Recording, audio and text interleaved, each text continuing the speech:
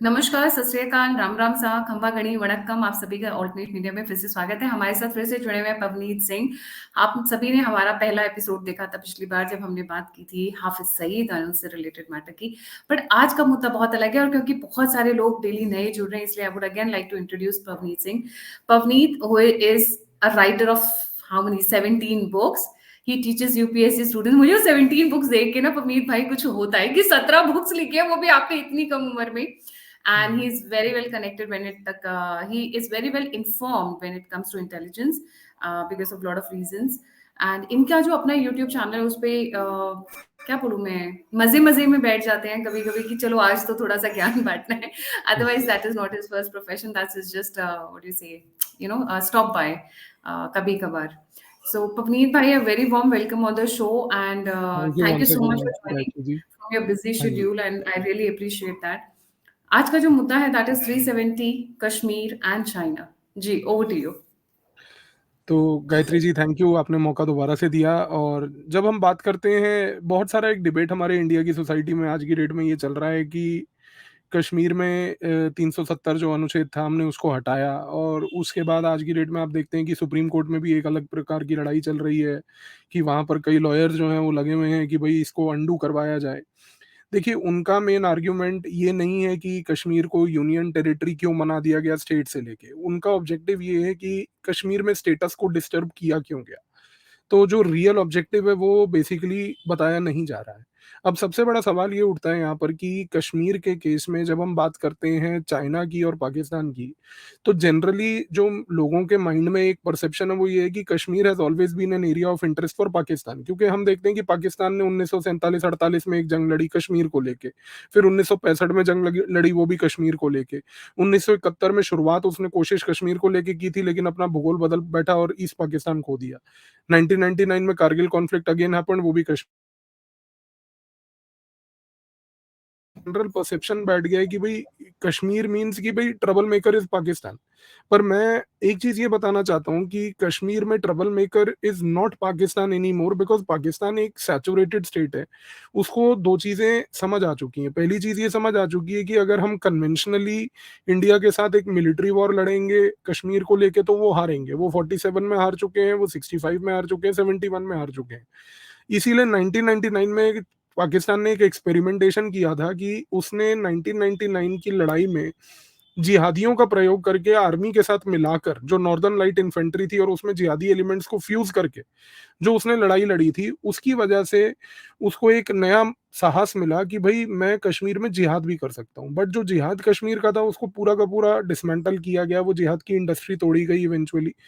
और जब ये पूरी इंडस्ट्री तोड़ी गई तब से लोगों को ये लगता है कि अब अगर कोई ट्रबल मेकर है कश्मीर के अंदर तो दो चीजें हैं, या तो वो लोकल एलिमेंट्स हैं थोड़े से जिनको आज की डेट में हम लोग ओवरग्राउंड वर्कर्स कहते हैं, और या फिर हम कहते हैं कि ठीक है थोड़ा बहुत externally sponsored Pakistani side based terrorism है वैली में। बट मेरा मानना ये है, और हमारे दर्शकों को ये बात जरूर पता होनी चाहिए कि पाकिस्तान आज की डेट में कश्मीर के लिए उतना बड़ा खतरा नहीं है जितना बड़ा चाइना है। और ये थोड़ा-सा एक डिस्टिंक्ट नैरेटिव सा भी है, क्योंकि चाइना कश्मीर में क्यों आना चाहेगा? आप एक चीज़ को समझने की कोशिश कीजिए, उसका रीज़न ये है कि जब चाइना 1949 में सिविल वॉर खत्म करके अपना एक नया देश बनाया था उसने, तो उस समय जो सिविल वॉर खत्म होके जो कम्युनिस्ट पार्टी ऑफ चाइना आई, पीपल्स रिपब्लिक ऑफ चाइना बना इवेंचुअली, उसने एक उस समय 100 ईयर प्लान बनाया था, जिसको हम 100 ईयर एक मैराथन प्लान भी कहते हैं। अब वो 100 माओ ईयर जेडुंग. मैराथन प्लान, हाँ जी, तो वो 100 ईयर मैराथन प्लान में ये था कि 1949 में हम आ जाएँ और 2049 में चाइना को एक ग्लोबल सुपर पावर बनने का है। अभी वो ग्लोबल सुपर पावर कैसे बनेगा, that is going to be a matter of debate. उस केस में क्या हुआ कि चाइना ने 2 चीज़ें समझी। सबसे पहला तो ये समझा कि मुझे अगर ग्लोबल सुपर पावर बनना है तो ग्रेजुअली कम्युनिज़्म का सहारा लेके रशिया से जितनी मदद मिलती है वो लो, और जब रशिया के साथ रिलेशनशिप सैचुरेट हो जाए तो अमेरिका की तरफ डिफ्लेक्ट कर जाओ। कोल्ड वॉर शीत युद्ध के दौरान प्रिसाइसली यही हुआ था। कोल्ड वॉर में 1970s तक जो है China was close to Russia, और 1970s के तुरंत बाद जो है China started becoming close to US.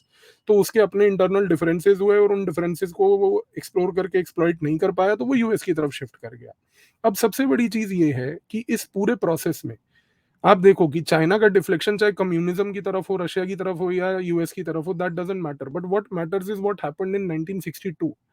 1962 में जब इंडिया और चाइना का एक क्लैश हुआ, उस क्लैश के बाद वो चाइना एक चीज समझ गया कि पाकिस्तान के पास कश्मीर की एक इलीगली ऑक्यूपाइड टेरिटरी है 5180 स्क्वायर किलोमीटर की, जिसको शक्सगम वैली बोलते हैं। अभी पाकिस्तान ने अपना रिलेशनशिप चाइना के साथ इंप्रूव करने के लिए उसने क्या करा, 1963 में वो शक्सगम वैली जो है, जिसको 5180 स्क्वायर किलोमीटर की टेरिटरी बोलते हैं हम लोग, जो कि है इंडिया की टेरिटरी लीगली, लेकिन पाकिस्तान ने 1963 में वो टेरिटरी उठाकर चाइना को गिफ्ट में दे दी। आप सोचिए, एक भूखा नंगा देश पाकिस्तान जो है, उसने एक गिफ्ट दे दिया उठा के चाइना को और बोला कि हमारी टेरिटरी आप रख लीजिए, एक गिफ्ट के तहत। चाइना ने खुशी-खुशी वो शक्सगम वैली रख ली। उस समय इसका शक्सगम वैली का क्या कॉन्सिक्वेंस होगा कोई नहीं समझ पाया था। क्योंकि शक्सगम वैली थी, ग्लेशियर्स थे, वहाँ पर लोगों को लगा ठीक है एक एरिया है, चला गया, अभी हम लोग का डिस्प्यूट है। इंडिया के जो स्ट्रैटेजिक प्लानर्स थे उनके मन में ये था कि भई अब एक चाइना एस्पेक्ट अननेसेसरीली जुड़ गया कश्मीर इश्यू में, क्योंकि अभी तक Kashmir was more of a bilateral matter. But 1963 के बाद China also became a party to it. इसका कॉन्सिक्वेंस आज तक हुआ, जिसकी वजह से हमें आर्टिकल 370 को हटाना पड़ा। अब हुआ क्या कि जब चाइना ने कैपिटलिज्म बेस्ड डेवलपमेंट 1970 से स्टार्ट किया, तो चाइना को उस समय एक सिंपल अंडरस्टैंडिंग आई कि भाई कैपिटलिज्म से ही मैं एक ग्लोबल सुपर पावर बन पाऊंगा। और जब 1990s में कोल्ड वॉर खत्म हुआ, तो चाइना ने अब समझ लिया कि अगर सुपर पावर बनना है तो कोई मिलिट्री से नहीं बनना है, अपने को अगर सुपर पावर बनना है तो वो बनना है केवल और केवल टेक्नोलॉजी के बेसिस पे। इसीलिए 1990 से आप आज की डेट तक भी अगर आप देखो, तो चाइना ने मैन्युफैक्चरिंग में एक जगह पे प्रोग्रेस प्राप्त करी है, जिसमें वो वर्ल्ड का एक मैन्युफैक्चरर, वर्ल्ड की एक फैक्ट्री बन चुका है। और दूसरी सबसे बड़ी चीज ये है कि चाइना ने सबसे इंपॉर्टेंटली टेक्नोलॉजी को एक बहुत ज़्यादा फ़ोरफ्रंट पे अपनाया है। इसीलिए आप देखिए कि आज की डेट में डिजिटल सिल्क रोड की बात की जाती है।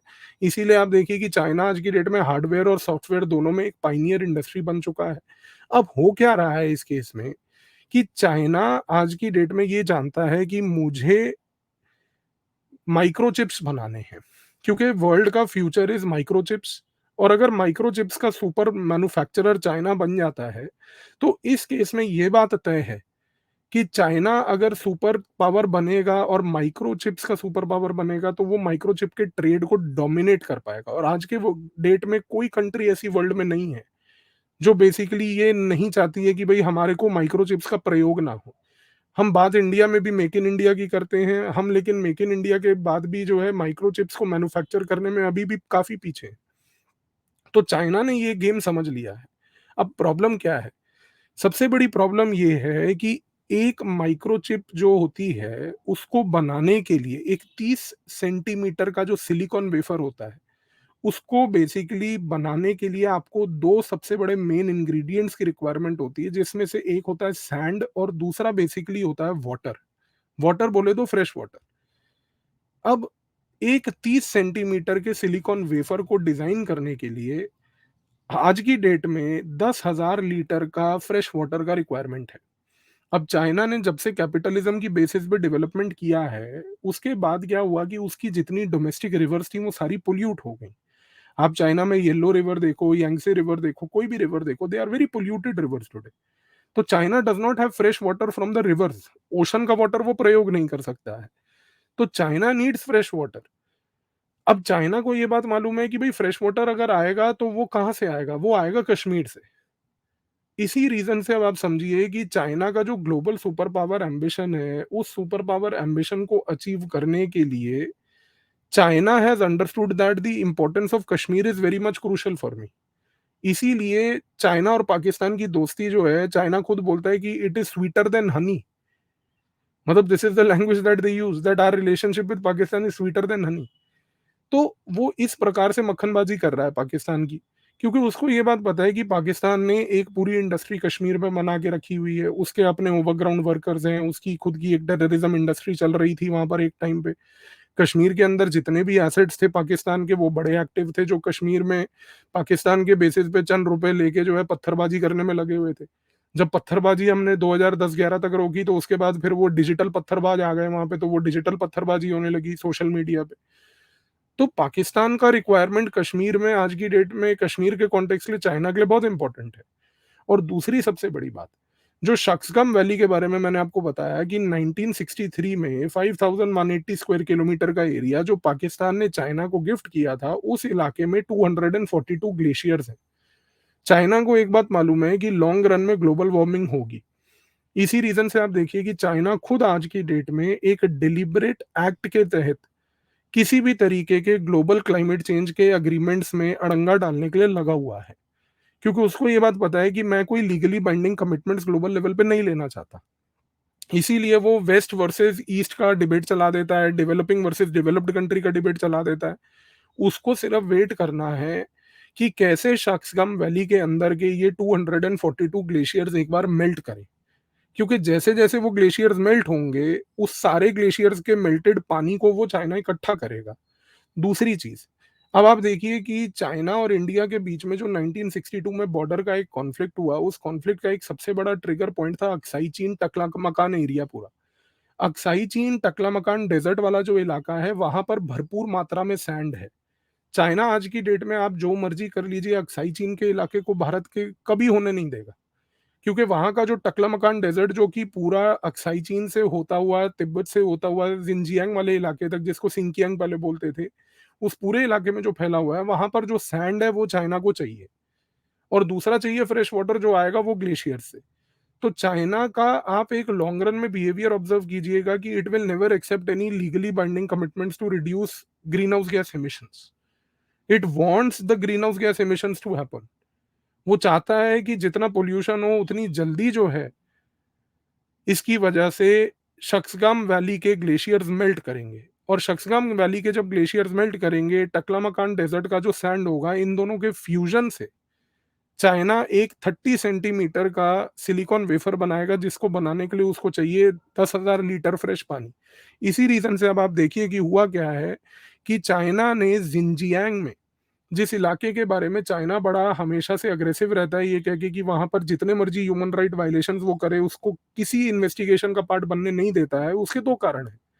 सबसे पहला कारण ये है कि जिनजियांग में चाइना ने एक कंपनी बना रखी है जिसका नाम है जीसीएल पॉली एनर्जी होल्डिंग्स। और जीसीएल पॉली एनर्जी होल्डिंग्स जो है, ये कशगर जो जिनजियांग का कैपिटल है कशगर, उसके पास लोकेटेड है।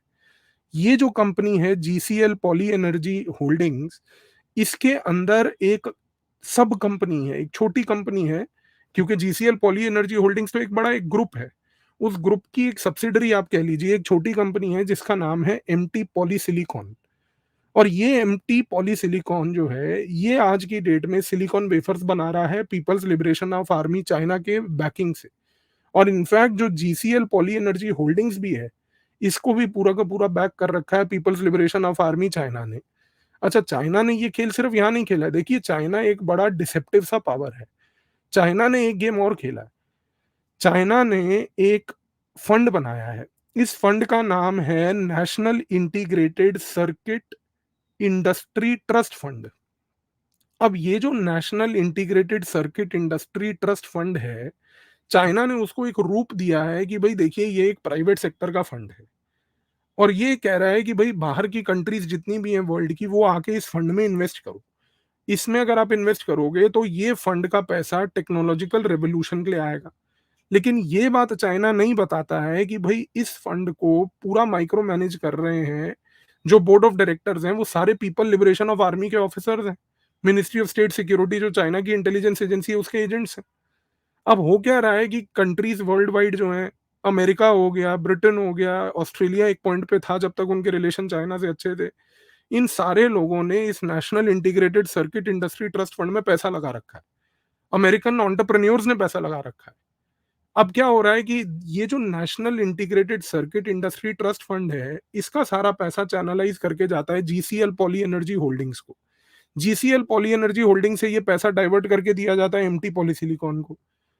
और ये बना रहे हैं माइक्रो वेफर्स, माइक्रो चिप्स। इन माइक्रो चिप्स को इवेंचुअली क्या होता है कि फिट किया जाता है, उसके बाद फाइनली इन छोटी-छोटी कंपनीज में, जिसका नाम है हुआवाई हो गई, एक जो चाइनीज़ कंपनी है जो मोबाइल फ़ोन बना रही है, दूसरा उसके बाद वो ज़ेडटीई जो उसकी कंपनी है, उसमें वो डालते हैं, ताकि एक कवर भी मिल जाए कि देखो सारा कुछ जो है वो कोवर्ट लेवल पे नहीं हो रहा है। तो एक फ्रंट भी बना रखा है, जो आज की डेट में आप देखिए कि अगर अमेरिका ये बात बोलता है कि हुआवाई की 5G टेस्टिंग मैं अपनी कंट्री में नहीं होने दूँगा, तो अमेरिका इस बात को अब समझ रहा है। लेकिन अनफॉर्च्यूनेट बात है कि गवर्नमेंट ऑफ इंडिया अभी भी इस चीज़ को लेके नहीं समझ पा रही है। हमने हुआवाई की टेस्टिंग को अभी तक बैन नहीं किया। हमें हुआवाई की टेस्टिंग को और चाइनीज़ प्रोडक्ट्स को बैन करना इमीडिएट लेवल पे पड़ेगा, क्योंकि जितने चाइनीज़ प्रोडक्ट्स इंडिया में इलेक्ट्रॉनिक लेवल पे आ रहे हैं और जितने चाइनीज़ प्रोडक्ट्स में जो भी सिलिकॉन वेफर्स हैं, वो एमटी पॉलीसिलिकॉन और जीसीएल पॉली एनर्जी होल्डिंग्स के ही बने हुए हैं। और इन सारे सिलिकॉन वेफर्स के अंदर एक बैकडोर सिस्टम डाल रखा है people's liberation army of China ने, कि जिसकी वजह से वो सारा डेटा आपका कैप्चर कर रहा है। तो चाइना को अब 2 चीज़ें समझ आ चुकी हैं, जो आज से लगभग 70 साल पहले उसको क्लैरिटी नहीं थी। उसको ये पता है कि 2049 में अगर मेरे को ग्लोबल सुपर पावर बनना है और यूएस को डिस्प्लेस करना है, तो that is only possible number 1 by becoming a technological super power, not a military super power. USA आज की डेट में भी जो है मिलिट्री सुपीरियॉरिटी पे लड़ाई लड़ रही है, मिलिट्री के वेपन्स में इनोवेशन कर रही है। चाइना एक अलग गेम पे, अलग प्लैनेट पे ही चल रहा है।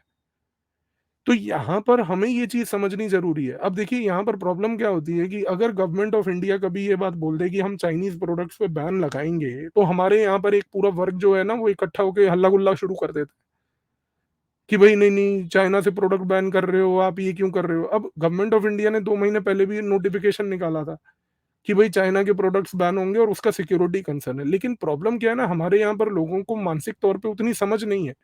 हमें अपनी गवर्नमेंट पे उतना ट्रस्ट नहीं होता है, हम हर चीज़ पे उनकी हर पॉलिसी पे क्वेश्चन मार्क करते हैं। देखिए ये चीज़ें नेशनल सिक्योरिटी के हित में है। और साथ ही में अगर आज की डेट में आप ये लार्जर लड़ाई देखो कि भई आर्टिकल 370 का एब्रोगेशन जो है ये गलत था, ये इल्लीगल था, ये जो कोर्ट में फालतू का टाइम वेस्ट किया जा रहा है, मतलब कोर्ट के पास और कोई केसेस के काम करने के लिए टाइम नहीं है। हज़ारों लाखों केसेस का बैकलॉग पड़ा है, आप उठा के इस इश्यू पे चर्चा कर रहे हो which is an irrelevant issue, और इसका कोई आउटकम नहीं निकलने वाला है। The supreme court will not say कि आर्टिकल 370 का abrogation is illegal, it is not going to say that, क्योंकि पार्लियामेंट ऑफ इंडिया ने, लोकसभा ने, राज्यसभा ने, दोनों ने वो बिल्स को पास किया है। Popular will of the country is with the bill. Max to max ये होगा कि सुप्रीम कोर्ट अगर ऐसी टिप्पणी करना भी चाहे इन लोगों को फेवर करने के लिए, तो वो ये बात बोल देगी कि भाई आप स्टेटहुड रिस्टोरेशन का एक टाइम बाउंड मैनर में हमें बता दीजिए कि वो कब तक होने की आवश्यकता है। 5 साल, 10 साल, कितना टाइम लगेगा? बट हमें दो चीजें समझनी है कि पहला, आज की डेट में जो चाइना लद्दाख के अंदर घुसा हुआ है, और दूसरा ये जो पाकिस्तान द रेजिस्टेंस फ्रंट को लेके, पीपल एंटी फासिस्ट फ्रंट को लेके, इन दोनों ग्रुप्स को लेके जो रिपीटेडली हमारे यहाँ पर टेररिस्ट अटैक्स करता रहता है, जैसे लास्ट वीक में अनंतनाग में हुआ, इससे पहले भी हर जगह ऐसे छोटे छोटे अटैक्स होते रहे जिसमें बहुत सारे सिक्योरिटी पर्सनल हमारे मरे। इन अटैक्स के पीछे का ऑब्जेक्टिव सिर्फ यही है कि चाइना लद्दाख में इंडियन आर्मी को बिजी करना चाहता है, ये कह के कि आप यहाँ पर आके बिजी हो जाओ, कि आपको लग रहा है कि मैं आपके इलाके को लेने वाला हूँ। वहाँ दूसरी जगह कश्मीर में पाकिस्तान का प्रयोग करके उसको डाइवर्ट करके वो वहाँ पर अनंतनाग और इधर उधर जैसी जगहों पर the resistance front, people anti fascist front वगैरह को यूज करके टेररिस्ट अटैक करवा रहा है, ताकि उसको कोई क्वेश्चन ना उठाए जीसीएल पॉली एनर्जी होल्डिंग्स को लेके। सो घूम फिर के ऑब्जेक्टिव नंबर 1 ये है। अच्छा, अब दूसरी एक चीज़ यहाँ पर और भी है कि चाइना ने पैंगोंग लेक के यहाँ पर भी हमारे यहाँ पर एक डिस्प्यूट क्रिएट किया, ये कह के कि भई पैंगोंग लेक का एक्सेस मैं इंडिया को पेट्रोलिंग के लिए रोकूँगा। फिंगर 4, फिंगर 7 कॉम्प्लिकेटेड डिस्प्यूट्स हैं हमारे लिए, जो दर्शक हैं उनको इतने माइक्रो डिटेल में नहीं जाने की आवश्यकता है कि वो मिलिट्री डिस्प्यूट्स क्या हैं। बट एक सिंपल लैंग्वेज में हम ये कहते हैं कि भई पैंगोंग लेक पे एक पोर्शन ऑफ द लेक तक हम लोग पेट्रोलिंग करते थे। चाइना अब बोल रहा है कि आप उस एरिया में नहीं आओगे। अभी हम लोग पिछले 70 साल से उस इलाके में पेट्रोलिंग कर रहे हैं। जब तुम्हें पिछले 70 साल से कोई प्रॉब्लम नहीं थी, तो सडनली ऐसी क्या प्रॉब्लम आ गई कि अगले दिन सुबह उठ के तुम बोल रहे हो कि अब तुम इधर पेट्रोलिंग नहीं करोगे? उसका रीज़न है, और रीज़न ये है कि चाइना के जियोलॉजिकल सर्वेज़ हुए हैं, जो पैंगोंग लेक के उस तरफ को हुए हैं, जो उसका पार्ट है चाइना का। और उन्होंने ये पाया है कि पैंगोंग लेक के आसपास की जो पहाड़ियाँ हैं, उन पहाड़ियों में बहुत सारा गोल्ड का रिज़र्व है। तो अब सारा गेम यहाँ पर ये भी हो गया है कि चाइना को लगता है कि भाई अगर पैंगोंग लेक के आसपास की पहाड़ियों के अंदर और उसके नीचे गोल्ड का रिजर्व है, तो वो गोल्ड का रिजर्व भी हमारा हो। और दूसरा, कि हम लोग ये माइक्रोचिप वेफर मैन्युफैक्चरिंग इंडस्ट्री जो चला रहे हैं, इसमें किसी प्रकार की बाधा ना आए। तो 2 कंक्लूजन निकलते हैं। पहला कंक्लूजन ये है कि चाइना पाकिस्तान का प्रयोग करता रहेगा, टेररिज्म वैली में करवाता रहेगा उसके थ्रू। पाकिस्तान में अब खुद के तरफ से तो कोई ऐसी मतलब पॉसिबिलिटी है नहीं कि वो अकेले टेररिज्म करेगा, और हमने पिछले वीडियो में भी ये बात बोली थी कि a weak Pakistan is more dangerous for India.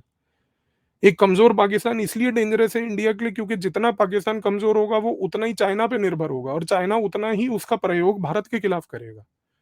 और दूसरी सबसे बड़ी चीज़ जो ये है, वो यहाँ पर ये आ जाती है कि चाइना लॉन्ग रन में भारत के साथ बॉर्डर डिस्प्यूट सॉल्व नहीं करेगा, क्योंकि वो भारत को अनरिज़ॉल्व्ड बॉर्डर की वजह से उसका मिलिट्री एक्सपेंडिचर यहाँ पे करवाता रहेगा, फ़जूल का खर्चा करवाता रहेगा।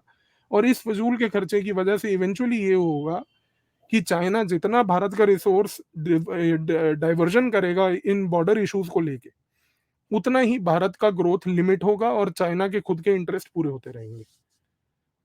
तो चाइना आने वाले समय में कश्मीर में उसका इंटरफेरेंस पाकिस्तान के थ्रू बढ़ेगा भी, और चाइना कश्मीर के लद्दाख के रीजन के आसपास वाले रीजन में, अरुणाचल के रीजन में, ईस्टर्न सेक्टर जिसको हम बोलते हैं और वेस्टर्न सेक्टर जिसको हम बोलते हैं, इन दोनों सेक्टर्स ऑफ द बाउंड्री पे चाइना इंडिया को पीसफुली रहने नहीं देगा, क्योंकि यहाँ पर वो इंडिया का मिलिट्री एक्सपेंडिचर ड्रेन कराना चाह रहा है।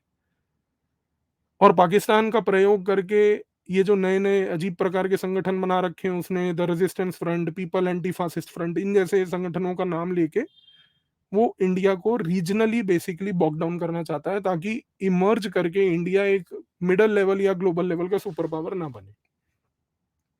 तो मैं अभी भी यही कहता हूँ कि लॉन्ग रन में, as I said in the beginning also, कि the bigger problem in Kashmir today is not Pakistan, क्योंकि पाकिस्तान, आप समझने की कोशिश कीजिए कि उसने कोई रोल मॉडल नहीं बनाया। मतलब पाकिस्तान हमेशा से एक बात ये कहता था कि भई कश्मीर में मुसलमान रहते हैं तो कश्मीर मेरा होना चाहिए। भई आपने अपने मुसलमानों के लिए पाकिस्तान में ऐसा क्या किया कि कश्मीर के मुसलमान आपको देख के ये बात बोले कि हाँ, मेरे को पाकिस्तान के साथ जाना है। आपने खुद कुछ अपने मुसलमानों के लिए नहीं किया। देखो, कश्मीर पाकिस्तान को सिर्फ़ इसलिए चाहिए था क्योंकि कश्मीर से नदियाँ निकलती हैं, जो पाकिस्तान जाती हैं, और पाकिस्तान का जो पूरा पंजाब वाला रीजन है, और ये पंजाब का पाकिस्तान का वो रीजन है जो पाकिस्तान का सबसे प्रॉस्पेरस रीजन है, उसकी पूरी की पूरी इकोनॉमी 60% से अधिक जीडीपी पाकिस्तान का जो है, वो सिर्फ़ और सिर्फ़ पंजाब पाकिस्तान ही जनरेट करके पाकिस्तानी इकोनॉमी में देती है। और आपको एक बड़ी इंटरेस्टिंग बात और बताऊँ, क्योंकि मैं आपके साथ शेयर भी किया था कि मैं एक रिसर्च कर रहा हूँ बहुत गहरे लेवल पे with respect to the Pakistan army. एक चीज़ मुझे ये मालूम भी चली कि पाकिस्तान आर्मी का dominant structure is also from Pakistan Punjab. और पाकिस्तान आर्मी का जो ये डोमिनेंट स्ट्रक्चर जो है, क्योंकि वो पाकिस्तान पंजाब के एरिया से आता है, तो उनके हित में भी ये है कि कश्मीर डिस्प्यूट को कभी रिज़ॉल्व ना किया जाए। तो पाकिस्तान कश्मीर को सिर्फ़ इसलिए नहीं चाहता कि भई वो एक मुस्लिम मेजॉरिटी प्रोविंस था और है। उसको था कि भई पानी वहाँ का मेरे को मिलता रहे, पानी का सारा कंट्रोल इवेंचुअली अगर मुझे मिल जाए तो कल को इंडस वाटर ट्रीटी भी एब्रोगेट करके हम हटा देंगे। लेकिन वो सपना उसका नाकाम रहा। तो चाइना और पाकिस्तान दोनों मिलकर कश्मीर के लिए एक हेडेक और एक प्रॉब्लम बने रहेंगे। ये आने वाले समय में हमारे लिए एक बहुत बड़ा प्रॉब्लम है, क्योंकि China will not solve the border dispute with us. तो वो हमें अनरिज़ॉल्व्ड बॉर्डर की वजह से रिसोर्स को डाइवर्ट करवा के हमें रीजनली यहाँ पर बॉक डाउन करके रखेगा, and simultaneously Pakistan will continue to be a front organisation of China. और आज की डेट में उसी का प्रयोग करके चाइना को अपनी जो भी वेपनरी टेस्ट करवानी होती है आज की डेट में ना, ये गेम उसने बहुत पहले शुरू किया था। इनफैक्ट बड़ा एक आयरॉनिकल सा पॉइंट मैं आपको बताता हूँ, we can have a detailed discussion on this also on some other day, कि जब 9/11 का अटैक हुआ और 9/11 के बाद जब तालिबान उठ के पूरा का पूरा अफ़गानिस्तान से पाकिस्तान में आ गया था, और उस समय अमेरिकन ट्रूप्स के बीच में और तालिबान के बीच में जो काउंटर फायर हुआ करती थी, और उस टाइम पे अल-कायदा, तालिबान अगेंस्ट अमेरिका जो दोनों लड़ते थे, उस लड़ाई में भी सारे वेपन्स तालिबान को और अल-कायदा को एक्चुअली में चाइना ने दिए थे। और वो चाइनीज़ वेपन्स थे जो अल-कायदा और तालिबान के थ्रू वो टेस्ट करवा रहे थे अमेरिकन्स के खिलाफ लड़वा के। इसीलिए एक पॉइंट पे आकर तालिबान को इवेंचुअली इंटीग्रेट करके गवर्नमेंट में उसको न्यूट्रलाइज किया गया कि एक फैक्शन को इंटीग्रेट कर दो, तालिबान को, और अलकायदा को डिसमेंटल कर दो। 2012 में उसामा बिन लादेन मर गया था। So the thing is very clear, China has always used non state actors and countries to test their weapons. उसने पहले ये चीज दूसरों के साथ की है, तो आज की डेट में जो वो वेपनरी ग्लोबल लेवल पे लॉन्च करना चाह रहा है, अफ्रीका में दूसरे देशों को, गरीब देशों को बेचना चाह रहा है, उसका प्रयोग वो पाकिस्तान के थ्रू कश्मीर में करवा रहा है। तो ये कहना कि 370 के एब्रोगेशन के बाद things are going to be normal, it's not going to be the case. We have to be more cautious, things are going to be more difficult. But हाँ, 370 को एब्रोगेट करने के बाद एक फायदा जरूर ये हुआ है कि central government can have more से, क्योंकि जो कश्मीर की नेशनल सिक्योरिटी है और कश्मीर का जो ओवरऑल टेरिटरी में एक आर्म्ड फोर्सेस को एक फ्री हैंड होना, आर्म्ड फोर्सेस को अपना एक स्ट्रेटेजिक प्लानिंग करना, और हमारा आने वाले फ्यूचर के समय में अब हम लोग डिफेंस मॉडर्नाइजेशन कर रहे हैं, तो थिएटर कमांड्स भी बनने जा रहे हैं। तो जो नॉर्दर्न थिएटर कमांड बनेगा, which is going to tackle the entire Kashmir, northern theatre command का अगर आपने जनरल बिपिन रावत की स्पीचेस सुनी है तो उन्होंने ये बात बोली है कि Jammu Kashmir and Ladakh is going to be tackled by the northern command, northern theatre command, NTC. तो आने वाले समय में 370 के एब्रोगेशन से ये फायदा मिलेगा, but we cannot let our guard go down because China and Pakistan are continuously going to create trouble. तो ये And the China's rise to global superpower will only happen through Kashmir, right? China's rise to global superpower will happen through Kashmir. If China is unable to become a global superpower, it will be because India will not allow China to become a global superpower by resisting it in Kashmir. So Wow. Kashmir is today basically the launchpad for China's global power ambition. और India के लिए simple strategy है। India को क्या करना है कि सिर्फ 2 कंट्रीज का सहारा लेना है, सिर्फ 2 कंट्रीज जो हमारे साथ हमेशा से हमारी रही हैं, साउथ कोरिया एंड जापान।